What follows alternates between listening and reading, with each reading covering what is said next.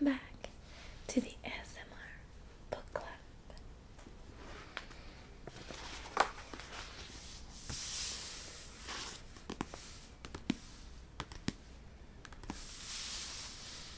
So, by now, we're getting used to this.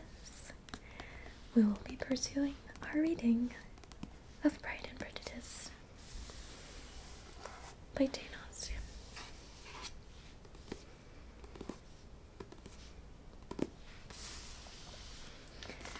So, last time, Jane and Elizabeth were returning home after staying at Netherfield with the Bingleys and Mr. Darcy and the Hursts for about a week. There's been talk of a ball at Netherfield, and there's just so much going on with the officers that is very exciting to Catherine and Lydia. So, without waiting any more, let us continue with chapter 13.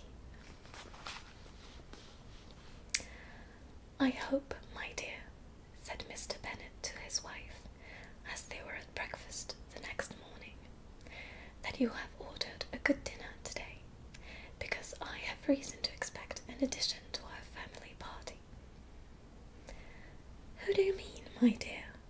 I know of nobody that is coming, I am sure, unless Charlotte Lucas should happen to call in, and I hope my dinners are good enough for her. I do not believe she often sees such at home." "The person of whom I speak is a gentleman and a stranger." Mrs. Bennet's eyes sparkled. "A gentleman and a stranger? It is Mr. Bingley, I am sure. Why, Jane, you never dropped a word of this, you sly thing.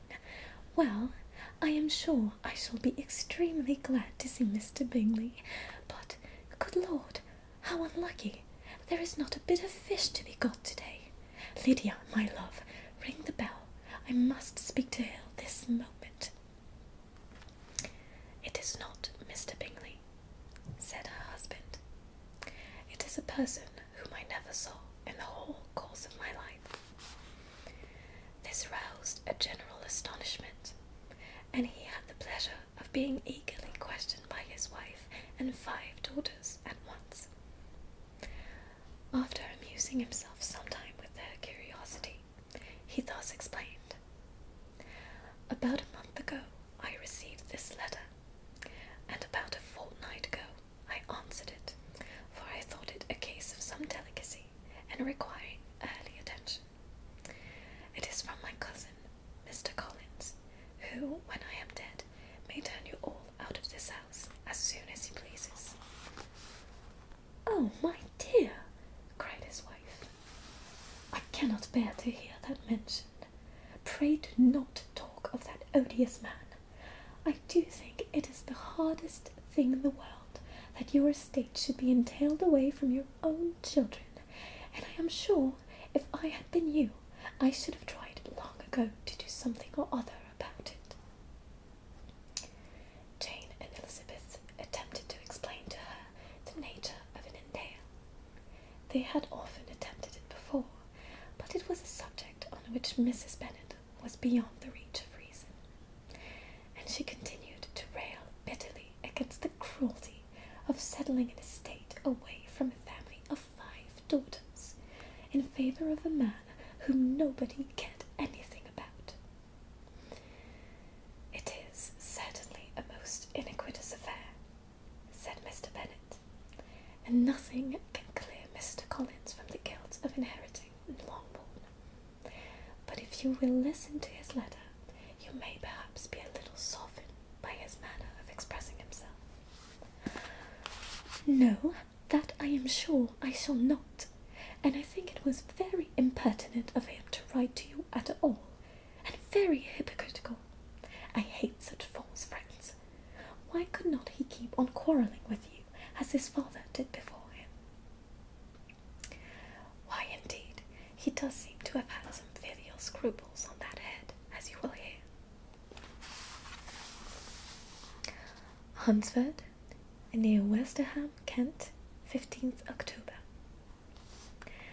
Dear Sir, the disagreement subsisting between yourself and my late honoured father always gave me much uneasiness, and since I have had the misfortune to lose him, I have frequently wished to heal the breach, but for some time I was kept back by my own doubts, fearing lest it might seem disrespectful to his memory for me to be on good terms with anyone with whom it had always pleased him to be at variance. There, Mrs. Bennet. My mind, however, is now made up on the subject, for having received ordination at Easter, I have been so fortunate as to be distinguished by the patronage of the Right Honourable Lady Catherine de Bourgh, widow of Sir Louis de Bourgh, whose bounty and beneficence has preferred me to the valuable rectory of this parish, where it shall be my earnest endeavour to demean myself with grateful respect towards her ladyship, and be ever ready to perform those rites and ceremonies which are instituted by the Church of England. As a clergyman, moreover, I feel it my duty to promote and establish the blessing of peace in all families within the reach of my influence, and on these grounds I flatter myself that my present overtures of goodwill are highly commendable, and that the circumstance of my being next in the entail of Longbourn estate will be kindly overlooked on your side, and not lead you to reject the offered olive branch. I cannot be otherwise than concerned at being the means of injuring your amiable daughters, and beg leave to apologize for it, as well as to assure you of my readiness to make them every possible amends. But of this hereafter. If you should have no objection to receive me into your house, I propose myself the satisfaction of waiting on you and your family, Monday, November 18th, by 4 o'clock, and shall probably trespass on your hospitality till the Saturday se'nnight following, which I can do without any inconvenience, as Lady Catherine is far from objecting to my occasional absence on a Sunday, provided that some other clergyman is engaged to do the duty of the day. I remain, dear sir, with respectful compliments to your lady and daughters, your well-wisher and friend, William Collins. At 4 o'clock, therefore, we may expect this peace-making gentleman, said Mr. Bennet, as he folded up the letter.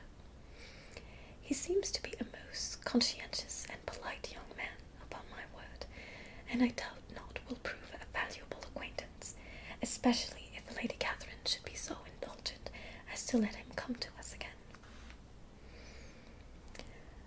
There is some sense in what he says about the girls, however, and if he is disposed to make them any amends, I shall not be the person to discourage him. Though it is difficult, said Jane, to guess in what way he can mean to make us the atonement he thinks our due. The wish is certainly to his credit. Elizabeth was chiefly struck with his extraordinary deference for Lady Catherine, and his kind intention of christening, marrying, and burying his parishioners whenever it were required.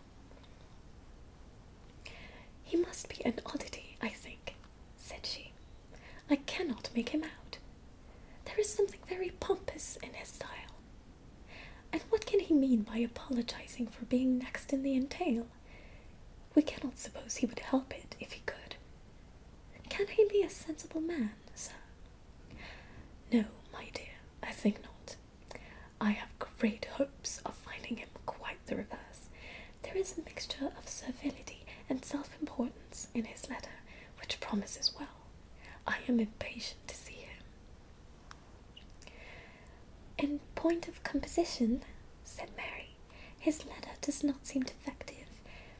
The idea of the olive branch, perhaps, is not wholly new, yet I think it is well expressed. To Catherine and Lydia, Neither the letter nor its writer were in any degree interesting. It was next to impossible that their cousin should come in a scarlet coat, and it was now some weeks since they had received pleasure from the society of a man in any other colour. As for their mother, Mr. Cullen's letter had done away much of her ill will, and she was preparing to see him with a degree of composure which astonished her husband and daughters. Mr. Collins was punctual to his time, and was received with great politeness by the whole family. Mr. Bennet indeed said little, but the ladies were ready enough to talk, and Mr. Collins seemed neither in need of encouragement, nor inclined to be silent himself. He was a tall, heavy-looking young man of 25. His air was grave and stately, and his manners were very formal. He had not been long seated before he complimented Mrs. Bennet on having so fine a family of daughters, said he had heard much of their beauty, but that, in this instance, fame had fallen short of the truth, and added that he did not doubt her seeing them all in due time well disposed of in marriage. This gallantry was not much to the taste of some of his hearers, but Mrs. Bennet, who quarrelled with no compliments, answered most readily, "You are very kind, sir, I am sure, and I wish with all my heart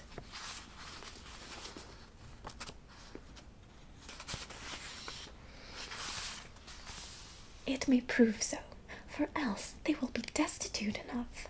Things are settled so oddly." "You allude, perhaps, to the entail of this estate?" "Ah, sir, I do indeed. It is a grievous affair to my poor girls, you must confess. Not that I mean to find fault with you, for such things I know are all chance in this world. There is no knowing how estates will go when once they come to be entailed. I am very sensible, madam, of the hardship to my fair cousins, and could say much on the subject, but that I am cautious of appearing forward and precipitate. But I can assure the young ladies that I come prepared to admire them. At present I will not say more. But perhaps when we are better acquainted—" He was interrupted by a summons to dinner, and the girls smiled on each other. They were not the only object of Mr. Collins' admiration. The hall, the dining-room, and all its furniture were examined and praised, and his commendation of everything would have touched Mrs. Bennet's heart, but for the mortifying supposition of his viewing it all as his own future property. The dinner, too, in its turn, was highly admired, and he begged to know to which of his fair cousins the excellence of its cookery was owing. But here he was set right by Mrs. Bennet, who assured him, with some asperity, that they were very well able to keep a good cook, and that her daughters had nothing to do in the kitchen. He begged pardon for having displeased her. In a softened tone she declared herself not at all offended, but he continued to apologize for about a quarter